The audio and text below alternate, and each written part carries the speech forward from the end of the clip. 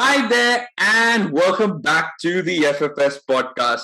I'm your host, Brady, once again, and welcome to episode number 2 of this new series that we've launched for season 3. It's called the It's Classified series. It's sort of a wordplay on like classified, rating, tier listing, blah, blah, blah. But it's essentially us tier listing or ranking various different things in the world of football, and this is supposed to be our most controversial episode or series that we have. We actually started this out in season 2, where we had this, where we kind of ranked the managers of the top 6 sides in men's football. That was pretty controversial. But for episode 1 of this official series, we kind of ranked the top 20 transfers in men's football. So, like Cristiano Ronaldo, Lionel Messi, and we had like fans from Bundesliga, we had fans from Ligue 1, and we had a fan from the what is the other one that we're missing? Serie A, I think. No, sorry, La Liga. So we had all of them, and it was crazy, crazy fun. So I thought if we've done it for the men's, we have to do it for the women's game as well. And so here we are. And for episode number 2, we're going to be ranking how well the WSL clubs did this summer transfer window. Because I first wanted this to be like the top 20 transfers, and then I googled top 20 transfers in women's football, and Jesus Christ, they were like 400 odd transfers, and I'm like, I don't know how I'm going to break this down, because in men's football, yes, they were transfers, but they had market values where I could filter them by and sort them out by. But in the women's game, everyone was free or either undisclosed amount, and I'm like, what? How? I was like looking at, okay, if I take the WSL only, how many transfers is there? And that just filtered it down to like 100 or so. And I'm like, no, how can there be so many people? Oh, great. We've got Louisa as well on here. But anyway, so let's talk about this, how we're going to be doing this. So as you can see, we've got the best window ever for clubs who've done exceedingly well, or the best, basically. We've got that was pretty good for clubs who did a relatively good job in the transfer window. We've got all right for clubs who have done an average job. Could have gone better, self-explanatory. Worst summer ever, they were just like, oh God, please let the summer get over because we have done nothing. So as you can see, we've also got 12 clubs on here, all the WSL clubs. And we've got 3 guests on this podcast. They're all WSL fans, they're women's football fans, they support various clubs. And we'll start with quick introductions. So let's start with Louisa. Louisa, welcome to the podcast. And why don't you tell us a bit about yourself? Oh yeah, thank you, Brady. So my name's Louisa, and as you can see, I'm a Chelsea fan, and I love women's football. I'm also a writer and just a general fan of women's football. Brilliant. We've got a Chelsea fan and a Manchester United fan after the game yesterday, which is brilliant. Oh, the good sparks are definitely going for. If only probably we had like an Arsenal fan. And Mithla, I think, do you support City? No, I support Bayern. Okay. Oh yeah, you do support Bayern. But anyway, let's talk about. Let us. Okay, no, I was going to get a little confused over there. But why don't you tell us a bit about yourself? So hi guys, I'm Mithila. I'm a footballer. I play in India. I am based out of this city called Bangalore right now. I work here. Been a huge fan of women's football. Been following them for I don't even know. I mean, I think like 2012. But it's been crazy. I initially started following with the US women's national team, and then I'm really glad like the WSL came about. But yeah, just been following the teams and became a Bayern fan eventually because of the treble, the 2012-13 season. But yeah, just been super excited about WSL. I actually made my first fantasy team this year. So let's see how. Nice. Okay, is it going well? Did you? Yeah, it's decent. This week it wasn't great because Brighton lost and a bunch of bad results one after the other. But yeah, I mean great weekend for like Chelsea and Arsenal. Fair enough. And last, we've got Natalie. Natalie, welcome back to the podcast. And why don't you tell us a bit about yourself? Yeah, I'm Natalie. Women's football fans. I'm a big Man United fan. men's, and then obviously when we created our women's team in 2018, big fan of that, started to watch the women regularly home and away, founder of the Barmy Army, now MUWSC, and we've got our own YouTube channel where we do get shows every week. So I've got a host, John Foster, and we were nominated for the FCAs, so oh, nice, we're finalists there. So yeah, we're doing a lot of content on women's football daily, pretty much. Yeah, and I've had the pleasure of being on that on the channel. And I mean, Nat mentioned John. He's been on the podcast. He was on our last episode of the official FFS series. But yeah, he's. I mean, I was telling him that day that like I've been on set like so many of your episodes, but like for being a Liverpool fan in a Manchester United channel, I've had not so much banter as I expected, which is great. I mean, you don't want to be bantered that much, but yeah, it's brilliant.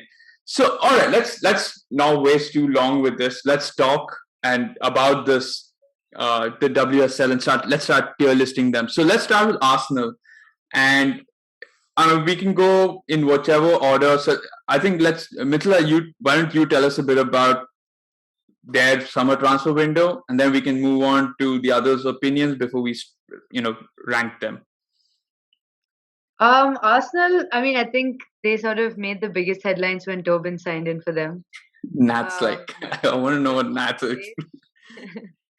That was super late, but even then, I think that was easily one of the biggest transfer news that happened over this summer.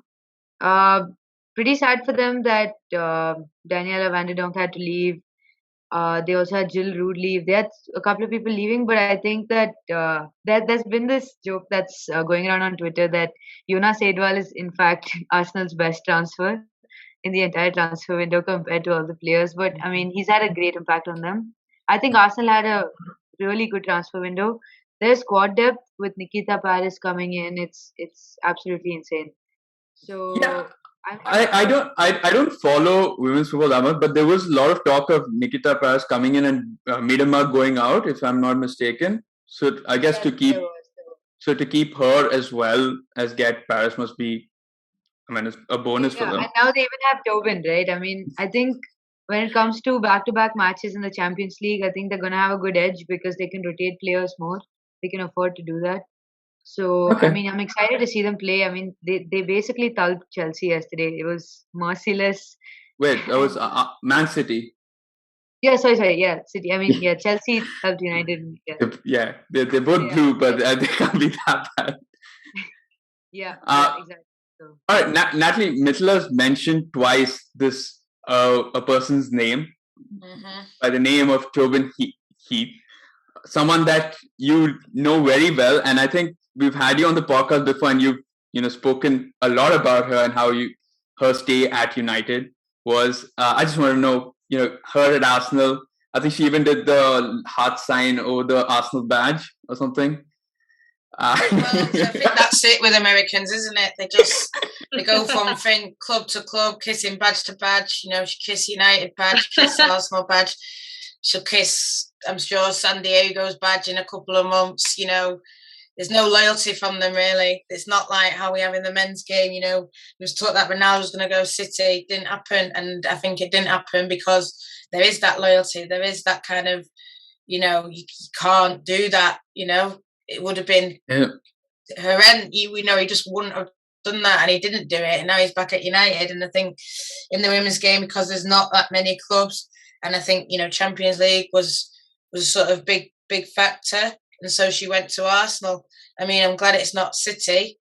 I don't even know if City are in for her, if she turned down City in the end or what. But, it's just it sounds like she was sort of putting herself out to whatever club she could get. Obviously, there's a lot of coverage of the WSL. It's rated as one of the best leagues in the world. So obviously she went to Arsenal. It's London. London's a bit more, probably got a lot more going on than Manchester. Manchester's still got things going on, and I'm sure they'll go out in Manchester. But it is what it is. I do agree. I think Arsenal probably had put them up there in that green factor. Yeah, they had a great window. I think if they'd lost Miedema, then you'd put them bit down. But I think the fact that they kept Miedema, kept Leah Williamson, they've kept them all on 1-year deals, but they've kept them, so it's now or never really for them. It's them to show that they have ambition, and they've gone out, they've got these signings. Fair play to them. I think for me, even Frida Manning from the Norway, she's a quality signing as well. So not just Tobin, who's the good one, but Tobin is a good one. Yeah. Louisa, any thoughts on Arsenal's window? For sure, Arsenal had like a really decent window, considering the names of the stars they brought in, like Nikita Paris and all the ones you've mentioned, even Tobin It, which was actually because that was like felt like that was the very last signing into WSL, so it even made the signing even way more bigger than it was supposed to be. And Arsenal has never really had a problem with star names because obviously they have like the upper hand when it comes to history in the WSL.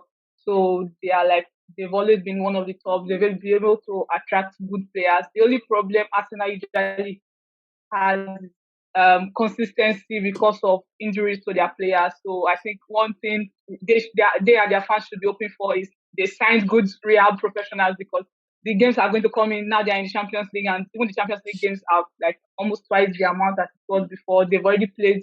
They played almost 5. They played at least 3 more games than Chelsea has this season already from the Champions League qualification. So that's one thing they have to look out for: injuries, fatigue. But at least now they have good rotation in their attacking force. God willing, they have good rotation too in their defensive force to be able to keep that consistency. Because you see the way the WSL is, you lose 1 game, you lose 2 games, then I think most of your title hopes are gone. Yeah. All right, so let's now get to the ranking. And Louisa, let's start with you. Where would you rank Arsenal? Let's say all right. All right. Okay. Because I do all right. I love some players that they were not actually able to replace. Okay. Natalie wants it to be. Yeah, but about green or yellow. I think you'd have to. Okay. Mithila? Yeah, I agree. I think green. I think given a choice, somewhere be in between green and yellow, because I don't want to call it the best ever. I think it just puts them on a pedestal that I don't want to do. Okay, so I'm going to keep it at yellow max. Obviously, okay. So so it goes from left.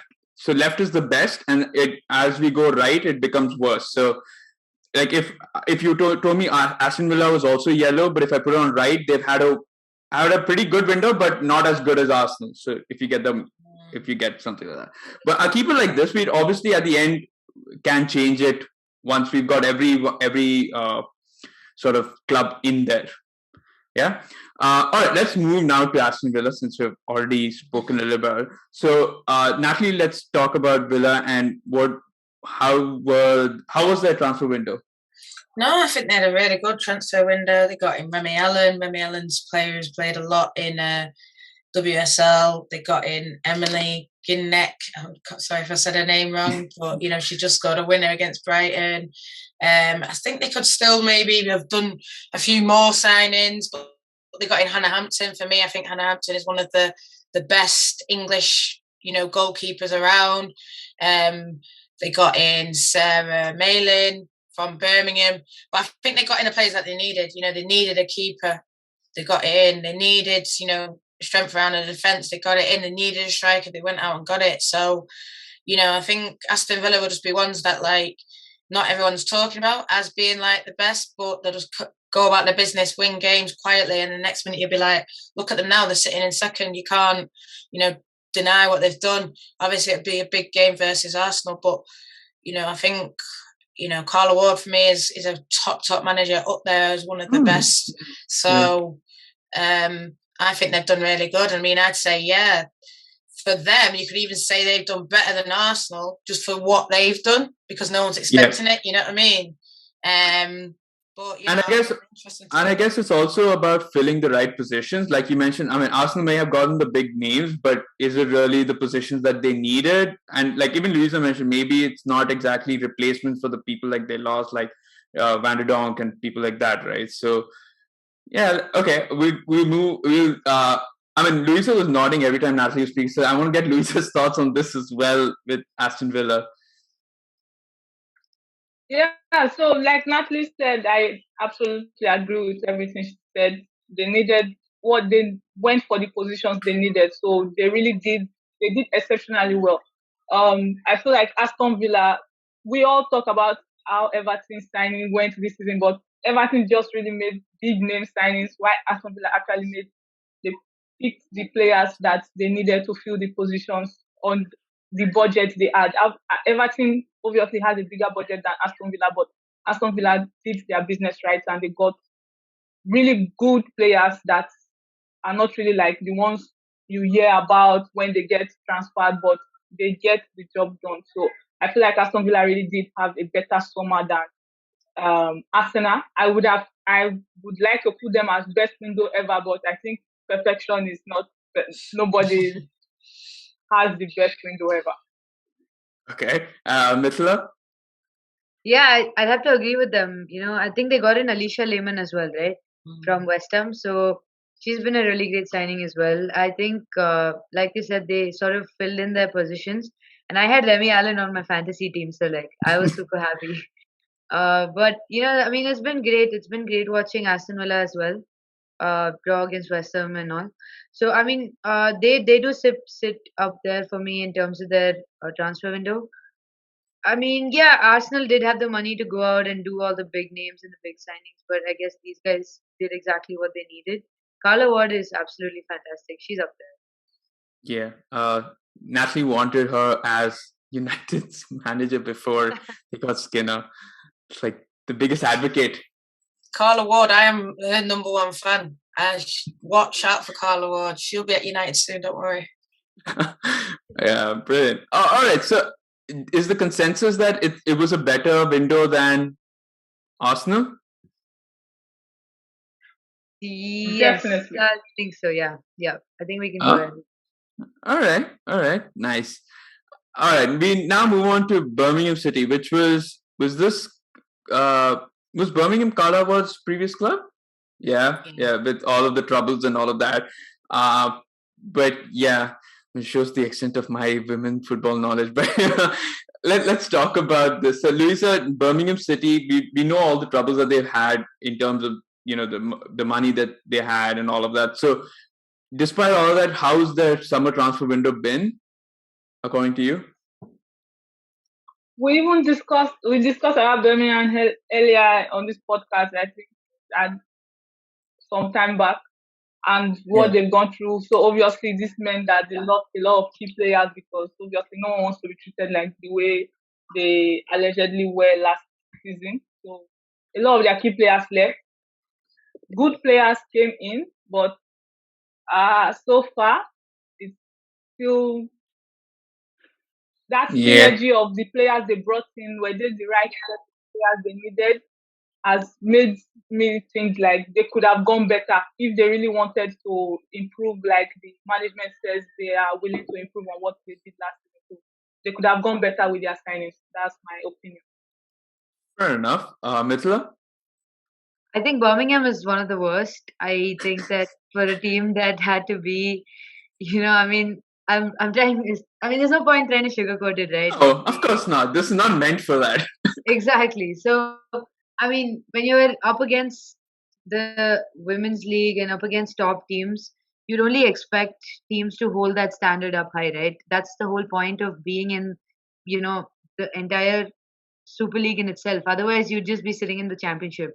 And I think that Leicester hurts. is a team. I mean, I can't wait to discuss about Leicester because qualifying in and coming in. But yeah, I think Birmingham looking at relegation this season. This was a terrible window. Oh, was it surprising that they weren't relegated last season itself, because they were really down there, and it felt like it was who's the one that got relegated instead? Bristol. Bristol. Yeah. I don't know why I was thinking Brentford. for relegation over Bristol, because I felt like Bristol like relatively had a better season than Birmingham. Birmingham were just lucky to scale through this last season. Yeah, That's Natalie, why Carla Ward. That's why Carla Ward. Now they've lost her. Look at it. See, Carla Ward dominance. All right, Natalie, where would you put this if you were to? I do feel bad for Birmingham, but I do agree it's going to be the worst. I just think some of the boys from Alpha United went to see them play versus Everton, and they said, Everton have made good signings, but Birmingham signings were just, I think Jade Pennock, she scored the goal. She's a really good player. Obviously, they brought in Emily Ramsey, who's United keeper, and I think Emily needed minutes. But yeah, they just brought in a lot of, players that probably aren't Super League level. And, I feel sorry saying it, but someone's got to go there. So it's unfortunately them. And I think most people are agreeing. Yeah. All right. Okay. So there we go, Birmingham. Sorry, Birmingham. You're a decent city at least. So let's go on to Brighton.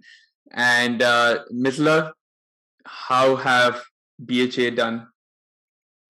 Oh, pretty good actually. I mean, I think Brighton has had some, really good signings. I think having Hope Powell in is itself a pretty big step up for them.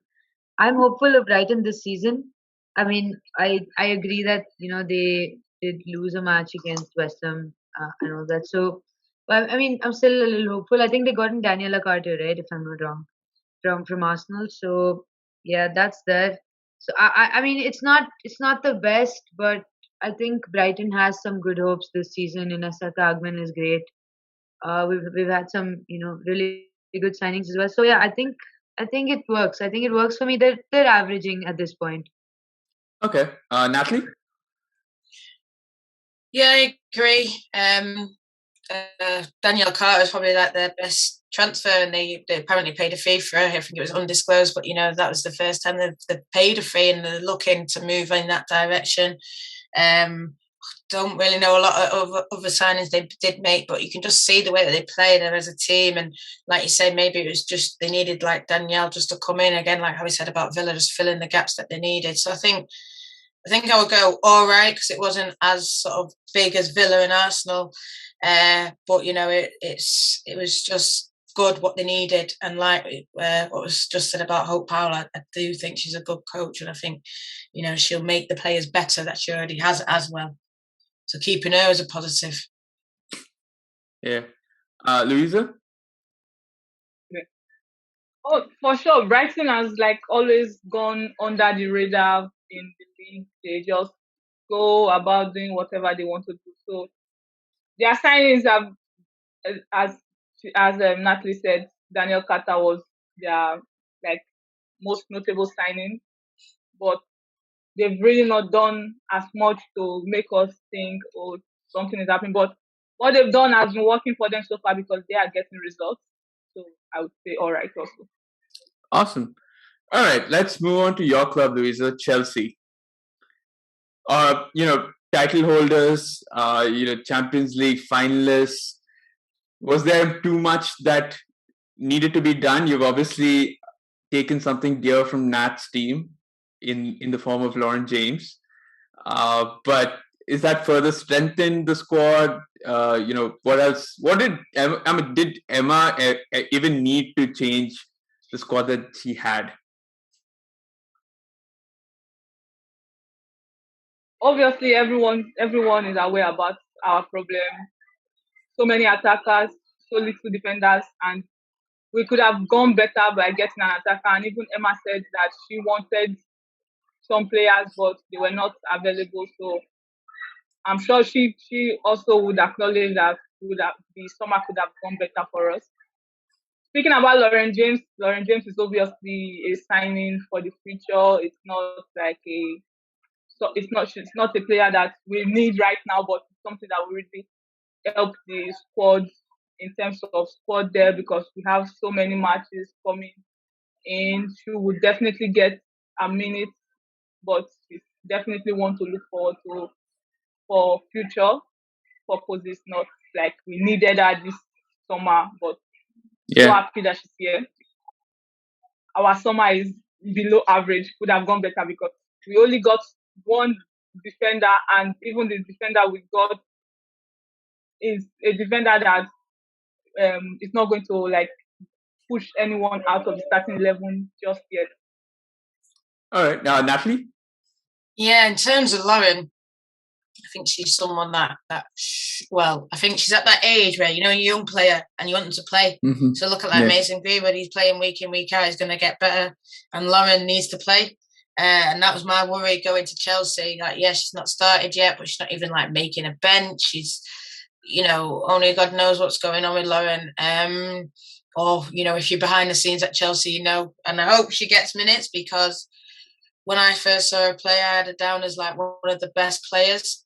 But that was when she was 16 and she came to United and she did it. And then now she's like 20 maybe, she needs those minutes still because she's at a certain level, but she's not at that top level. So we need to see more Lauren James getting minutes. Whether she goes out on loan, don't know.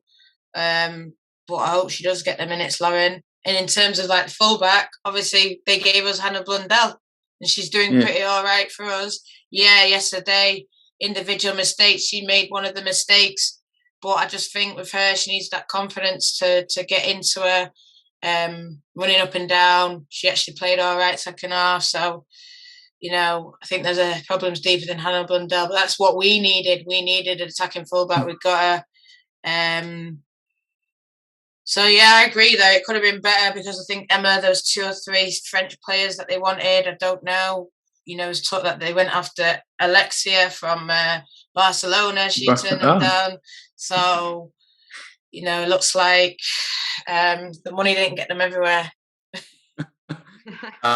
Mithila, I'm going to ask you to, would you agree with them and say that Chelsea's could have gone better?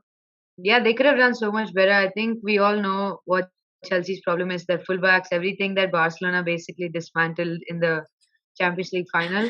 I think so. A lot of my Chelsea friends keep telling me that because I'm a Bayern fan, that they should get Hannah Glass in for Chelsea, right? And I'm telling you, I couldn't pray for more that does not happen. At least this season, we need Hannah Glass. She basically carries most of the attack, but I think players like Alexia is not the right player to go for because you have attacking midfielders. You have Pernilla Harder, you have G, you have Ingle, you have Leopolds. So I don't think midfielders were the right people to go out for. They should have gone for defenders, or at least play in. And now they've gone to a 3 in the back formation. So I think Emma's plan altogether is changing a little bit because she doesn't have the right people to play in that fullback position. So, I mean, I honestly think Chelsea could have done so much better. They lost Hannah Blundell. She's doing like Natalie said, that she's doing great. Small mistakes, but I think in the matches against potentially Brighton, Villa, West Ham, we could see her doing really well. But yeah, I think Chelsea could have done so much better. All right. We now move to the blue half of Merseyside, the one that's actually in the WSL. Oh, that's such a burn on my own club. That's so bad. But let's talk about Everton. And I think we've been mentioned about how they'd sort of bought only the big names and probably not done the buys that they needed to. But Mithila, Everton's transfers, how would you kind of rank them, or how would you? Okay, so I was extremely excited about Everton's transfer window, especially because they were the ones making news when teams like United weren't doing anything, and there was this huge uproar of Casey Stoney leaving and all that. And Everton, they made some big signings, and by big I mean pretty big signings, right? They got in so many. They got in Tony Duggan. They got in the Swedish players. They got in Natalie Bjorn, Anna Avangard, Hannah Bennison. It was just back to back to back. Right, and everyone was so excited about Everton, even getting a win against the top 3 this time. But I think Everton sort of went for the glory and did not do it in a way that would benefit their team. Or it could be other team problems as well. Maybe they're just taking some time to gel. But this is at least their transfer window does not reflect to the way that they're playing. Okay, Natalie. Yeah, 100% agree. I think you hit the nail on the head there when you just sort of said everything was going on around us. And I think, United, everyone was talking about how then United nearly made Champions League last year, with 1 point, goal difference as well, so we were that close. And then obviously, it went wrong. But then everyone sort of thought, with Everton finishing 15 points behind us, they're just suddenly going to come up and jump 16 points by making a few signings. No chance. They've had a good window, yeah. I'm not going to lie. I'd say all right. But, I think there's still a lot to be done in the defence. I think they should have got full-backs. I think they got a lot of attacking players. I do... Tony Duggan, if you look at her in her history, yes, she's done right. But if you look at her last few seasons at Barcelona, Atletico Madrid, it's not been great where she's going to sort of bang in loads of goals. I think Anna Evergaard is good, and I think she eventually will. Hannah Bedison looks really good, but they're not, these are 2 or 3 players. They're not going to just then suddenly take you into the top 3 winning Champions League, and they were talking about they're going to win the league, not just off that. So... and I think they've learned it the hard way by their defeats. I think we've learned the hard way by our defeat as well. But, I just put them in all right. All right. Louisa? So before the season started, my answer would have been best window ever. Not just by the fact that they made some really good signings. It was the shock that they were able to pull in this name, because most of the players they got were linked to other clubs, but they ended up going to Everton. So, like, Willie Kirkman is doing something right, or maybe he's just a very charming person. So, players are attracted to his philosophy, because I was really shocked that Everton was able to bring in some of these players.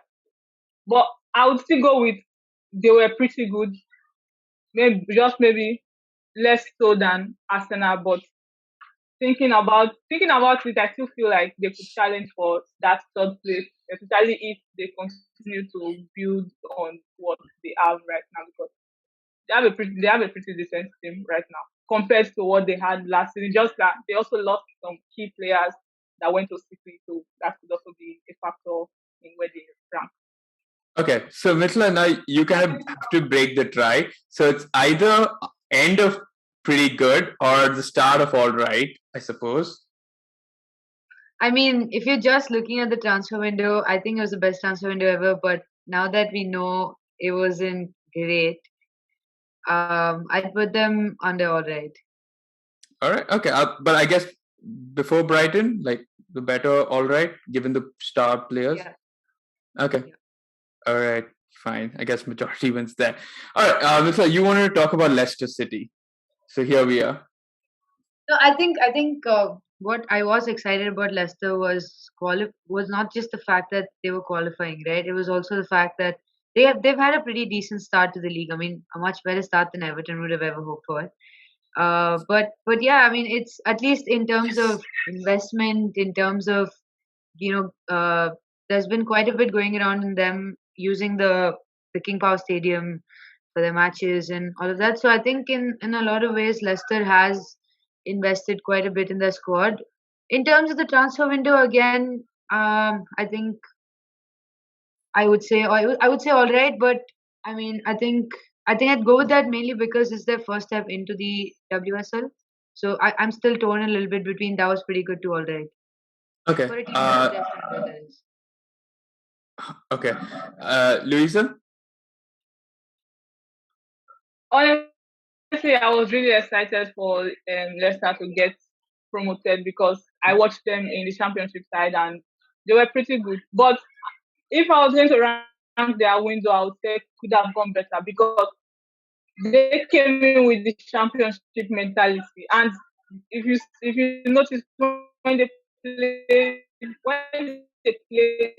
opponents, they are pretty good for some time, but they're not able to sustain it for as long as the game spans to actually get a result from the game against Aston Villa, the first game of the season. The first half, they had the first goal.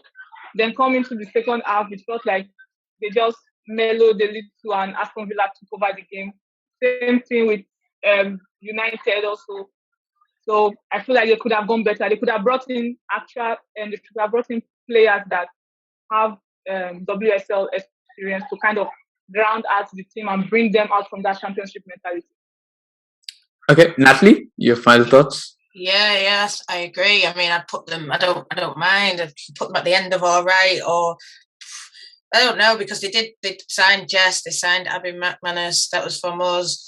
They should have maybe signed a bit more players around that level. You know, players like coming out of Reading, players coming out of, Everton, stuff like that. Because players coming out of Brighton, because if they'd got maybe more players because I've got a lot of Birmingham, Bristol players, maybe, I agree with what Louise is saying about the whole championship mentality. I think in a championship, even when we were there, you can score, you can have a little blip, but if you go caught sleeping in the WSL, bang, bang.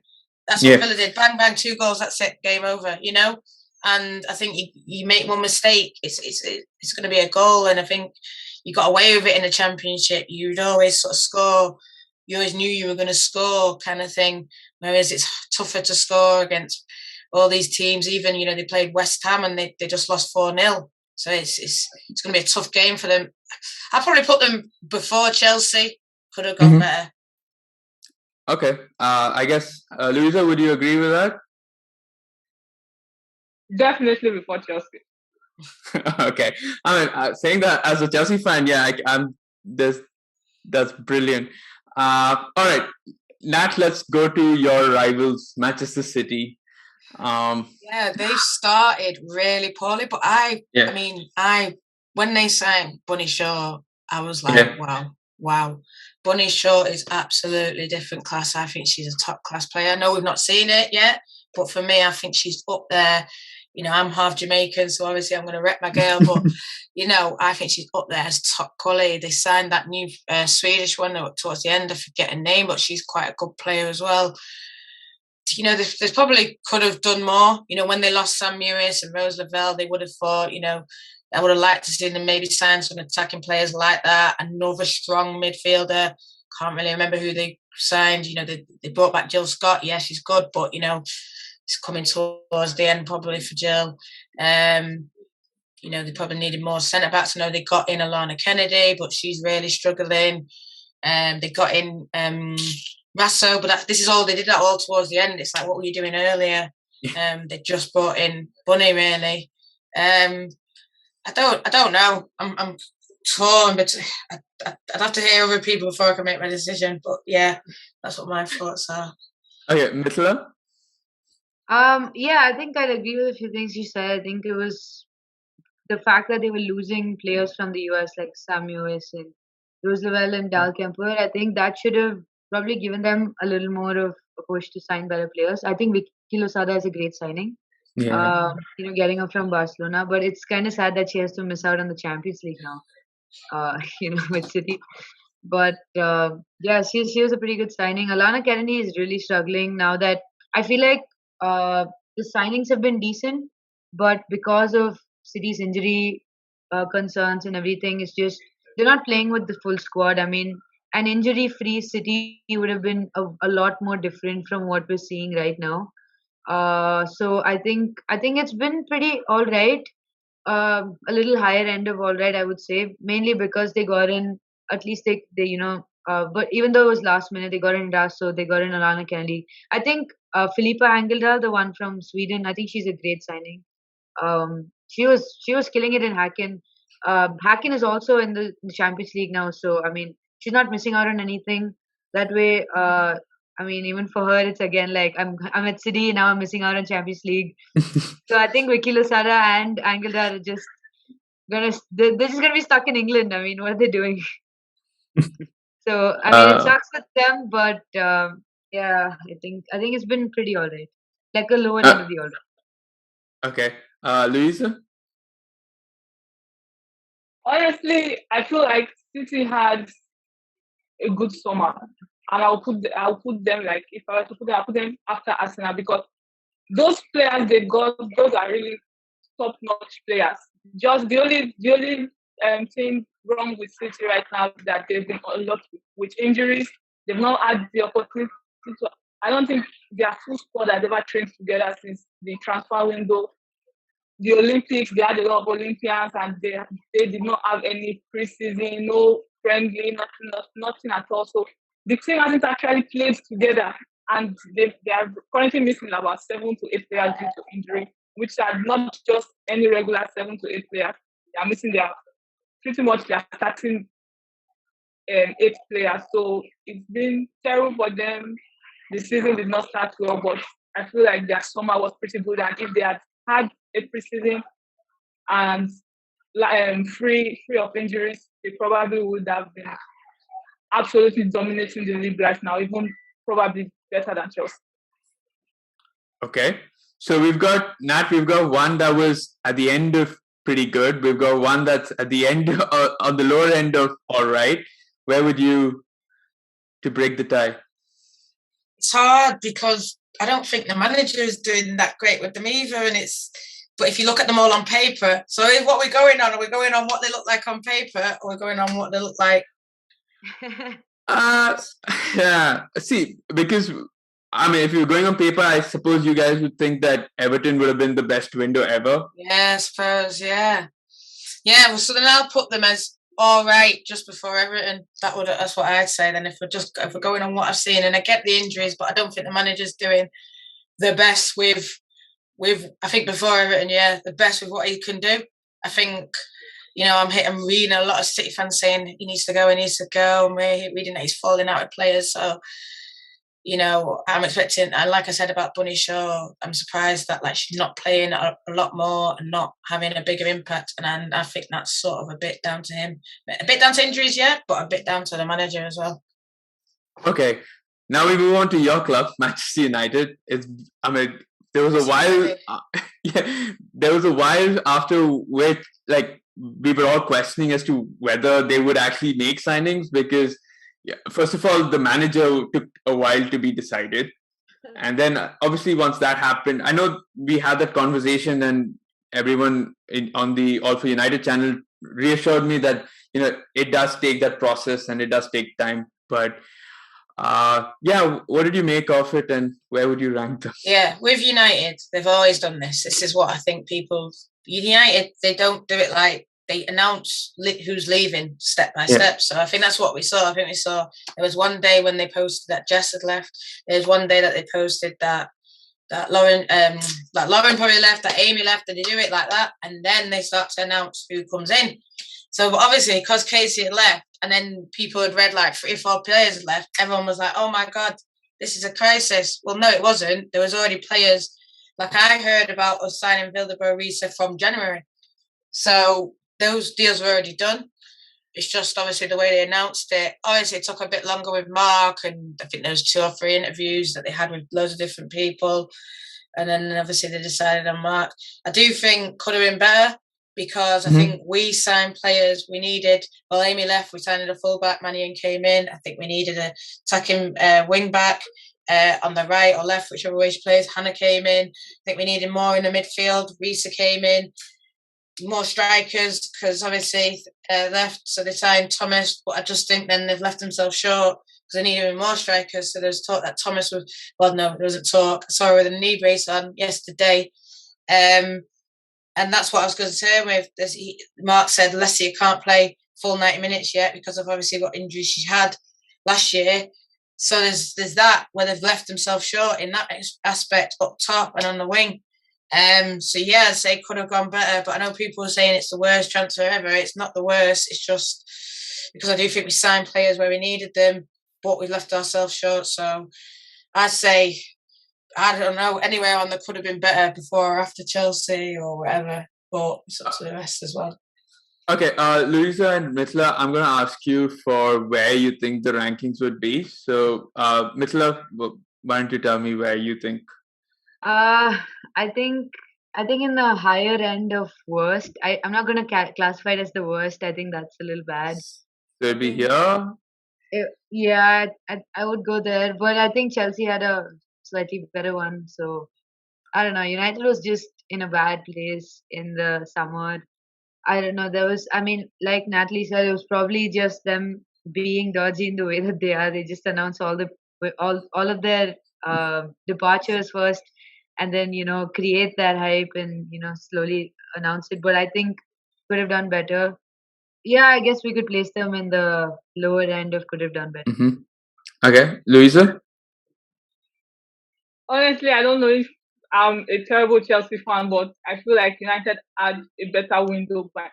But the thing is, Chelsea did not need the window. United needed the window. Chelsea needed one or two players, which they didn't even get at the end of the day. So I feel like they didn't have. They Okay, had I'm a very shaky window. So hopefully by January. Yeah, since a Chelsea fan. I think January we're gonna do more as well. So I think we're both in that same where you can probably put us both on the lower end of could have gone better.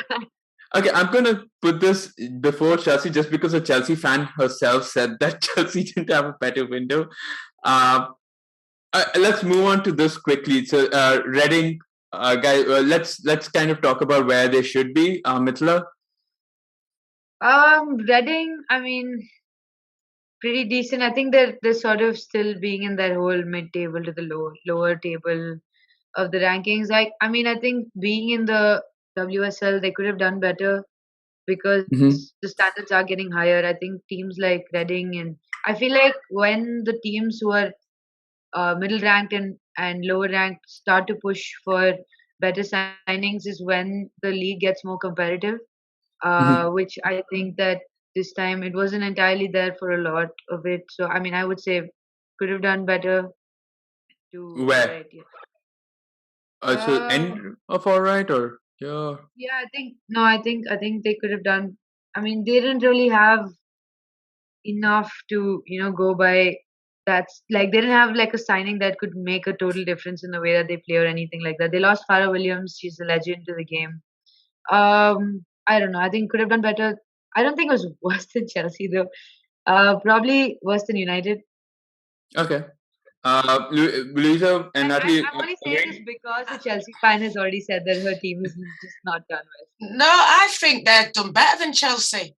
I think Chelsea have done better than them, and I think I wouldn't put them. I feel bad saying that the worst, but who have they signed? Like you said, they lost Farah, they lost this, they lost that.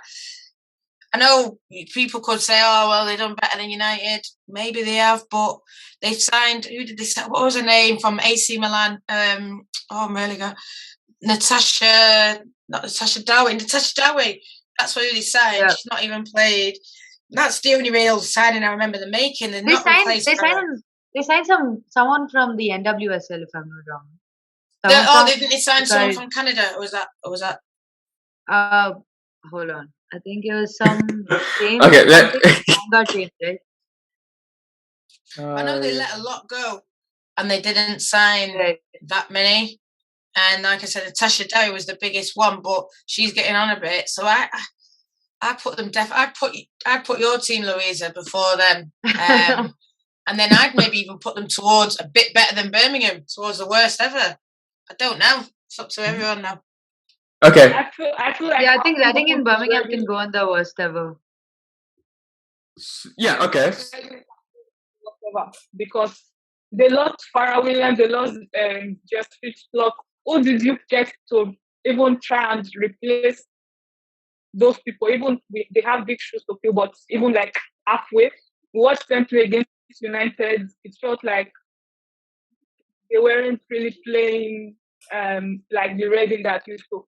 Reading was one of the only teams that got points against both City, Arsenal, and United. Yeah. That last season they were better off than this season. So I feel like they declined and didn't get the players they get. So I feel like that's the worst one. Okay, so the worst ever would be here or better than Birmingham. One of these. Better than Birmingham, I think. Okay. All right. Sorry. Yeah, that's fine. So, yeah, better Birmingham, fine. Spurs. Natalie? Yeah, I think when I first saw Spurs, I saw that they let 11 players go, and I was thinking, oh, what's going on here? And, Rihanna Dean went, and I thought, oh, who are they going to get to score goals? But then they signed Kia Simon. I think a lot of their players from last year have done quite well. So Rachel Williams has done well. Jessica Nazu was out last year. It's done well. I can't even really remember who they did sign, but they've started quite well. So it's like they've signed where they needed to, maybe. So I'd say they've done all right, to be honest. Maybe a bit, around Brighton and Everton. Not Everton did better than them, but I said they did better than Brighton because, that they signed, Australian international, so probably signed a couple of other internationals like everyone else because I can't remember everyone. That's fine. Yeah, they signed the South Korean captain, Cho Choo-yoon, right? Yeah. They signed her. So, I mean, I think I would place them better than Brighton. Brighton. Louisa, would you agree? Yeah, definitely. And I'm a little biased here because they signed a Nigerian striker. Yeah, brilliant. That's loyalty now. Let's talk about the last one. So West Ham United, Mithila, where would you put? I mean, West Ham, I don't know. They got Lisa Evans on loan. They've got the Japanese midfielder, if I'm not wrong, Yui Hasegawa, right? They've got her. It's been pretty all right. I mean, not entirely reflective of, maybe they're not playing their best yet. In terms of the transfer, it's been all right.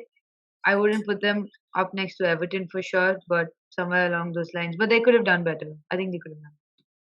Okay. Natalie? Yeah, I agree. I think they could have done better.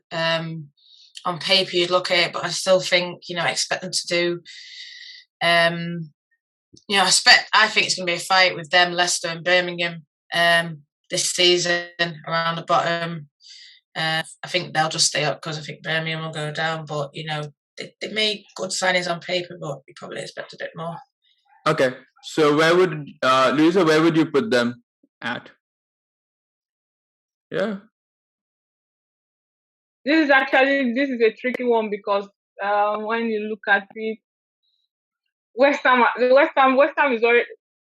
always one of those teams that they just try to get utility players. They've never really attempted to make any big impact with their signings, and maybe one of the biggest ones they've ever made right now is the loan for Mr. Evans. So I feel like they didn't do. Okay, I feel like I'll put them between Leicester and United. Okay. All right.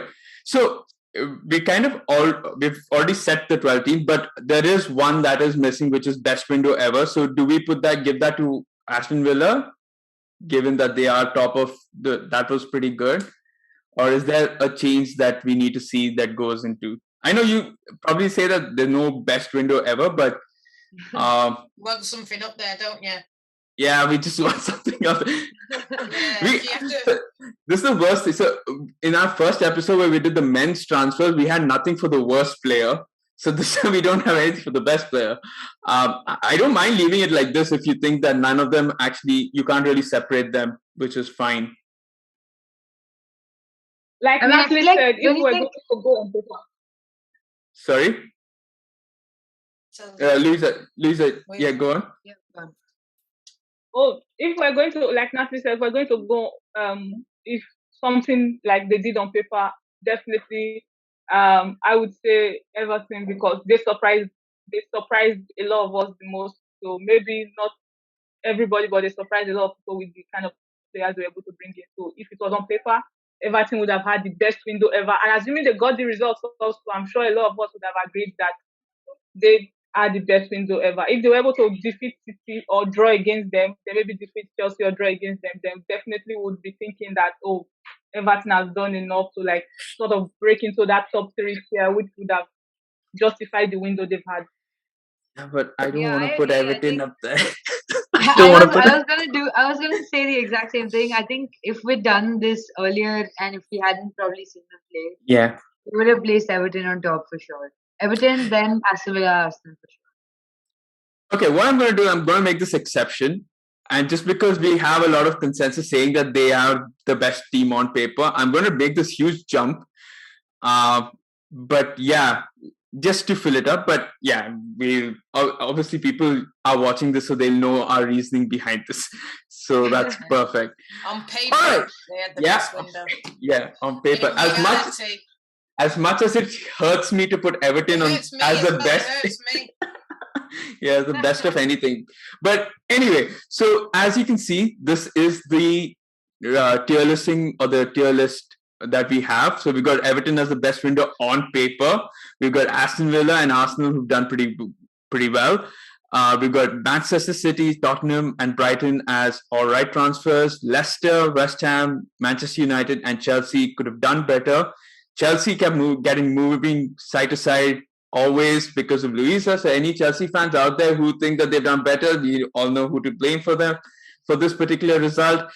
And poor Reading and Birmingham have got the worst summer ever. So that's about it for episode number 2 of this IC series. Obviously season 1. So thank you, Mithila, Natalie, and Louisa for being a part of this podcast. I hope you had all that fun. It was certainly, quite an entertaining hour of podcast.